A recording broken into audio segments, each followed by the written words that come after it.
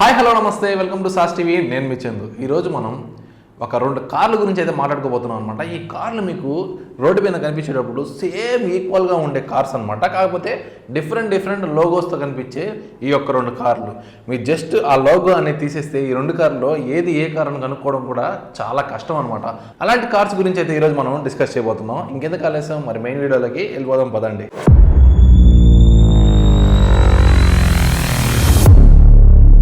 నేను same car అనగానే చాలా మందికి మైండ్లో ఆటోమేటిక్గా వచ్చేసి ఉంటుంది మనం మాట్లాడుకోబోయేది. మనం ఈరోజు అయితే టొయోటా గ్లాన్జా అండ్ అలాగే సుజుకి బొలెనో గురించి అయితే మాట్లాడుకోబోతున్నాం అనమాట.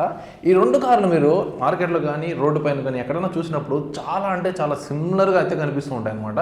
వీల్ స్పేస్ కానివ్వచ్చు, మీరు బూట్ స్పేస్ కానివ్వచ్చు, కార్ యొక్క డిజైన్ కానివ్వచ్చు, ఆల్మోస్ట్ ఫీచర్స్ కానివ్వచ్చు, ప్రతి ఒక్కటి కూడా పిన్ టు పిన్ ఉన్నాయన్నమాట.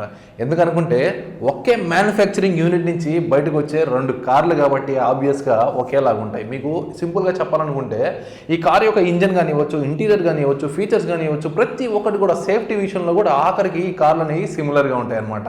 సుజుకి బొలెనో అండ్ అలాగే టొయోటా గ్లాన్జా వీటిలో ఉన్న చిన్న చేంజెస్ అనమాట. ఈ చేంజెస్ గురించి అయితే ఈరోజు మనం మాట్లాడుకోబోతున్నాం. ఈ చేంజెస్ ఏంటి అండ్ అలాగే మనకి టొయోటా గ్లాన్జాలో ఉన్న అడ్వాంటేజెస్ ఏంటి, అలాగే బొలెనో ఉన్న అడ్వాంటేజెస్ ఏంటి, ఈ 2 కార్లలో ఏ కార్ కొనుక్కుంటే బెటర్, అలాగే ఈ 2 కార్లలో ఏ కార్ ఎవరు కొనాలి అనే విషయాలు అయితే ఈ వీడియోలో మనం తెలుసుకోబోతున్నాం.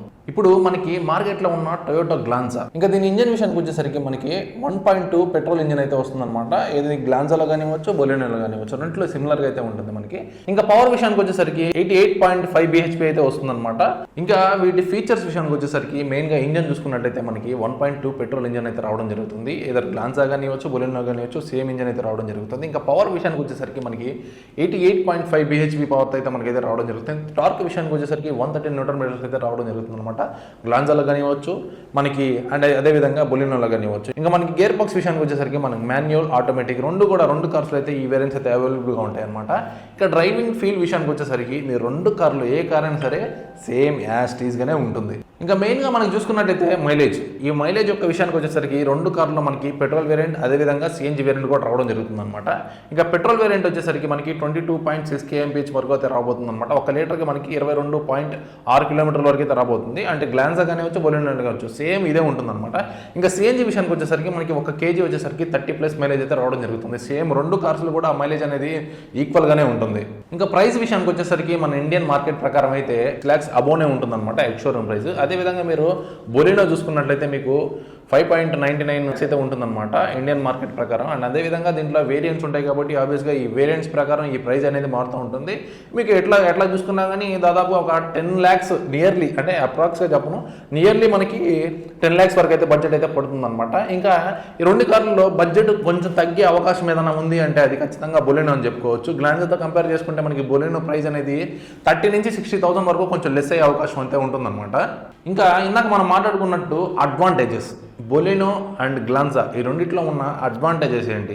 ముందుగా మనమైతే టొయోటా గ్లాన్జాకి ఉన్న అడ్వాంటేజెస్ అయితే తెలుసుకుందాం. టొయోటా అనగానే మనందరికీ గుర్తొచ్చేది రిలయబిలిటీ. ఈ గ్లాన్జా విషయంలో కూడా సేమ్ యాస్టీస్గా టొయోటా ఫ్యాన్స్ ఎవరైతే ఉంటారో ఆబ్వియస్గా రిలయబిలిటీ కోరుకునేవారు ఖచ్చితంగా టొయోటా గ్లాన్జా వైపు వెళ్ళిపోతారు. అండ్ దీంతో పాటుగా టొయోటా గ్లాన్జాలో మనకి ఉన్న అడ్వాంటేజెస్ ఏంటి? మెయిన్గా టొయోటా అనగానే మనకి గుర్తొచ్చేది రిలయబిలిటీ. ఈ రిలయబిలిటీ ఖచ్చితంగా ఈ గ్లాన్జాలో ఉంటుందనే ఉద్దేశంతోనే చాలా మంది కూడా ఇండియన్ మార్కెట్లో బయర్స్ అనేది కూడా పెరుగుతూ ఉంటారు. ఎందుకంటే టొయోటా కంపెనీ ఏదైతే ఉందో దీనికి ఖచ్చితంగా చెప్పొచ్చు రిలయబిలిటీ ఎక్కువ ఉంటుంది కాబట్టి వీళ్ళ సేల్ కూడా ఆబ్వియస్గా పెరిగిపోతుంది. ఫీచర్స్ కొంచెం తక్కువ ఇచ్చిన కంపేర్ టు అదర్ వెహికల్స్ రిలయబిలిటీలో మాత్రం ద కింగ్ అని చెప్పుకోవచ్చు.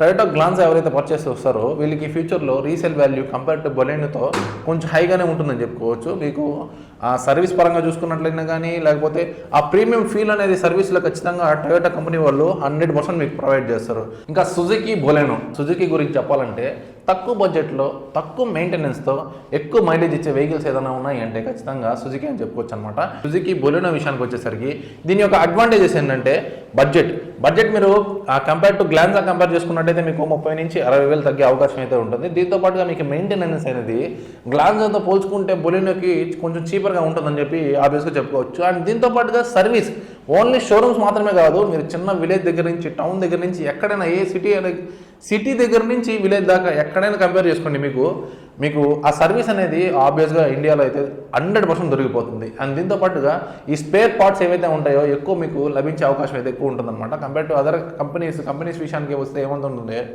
ఆఫ్టర్ మార్కెట్లో మీరు ఆ స్పేర్ కొనాలి అనుకుంటే ఖచ్చితంగా దొరకచ్చు, దొరకకపోవచ్చు.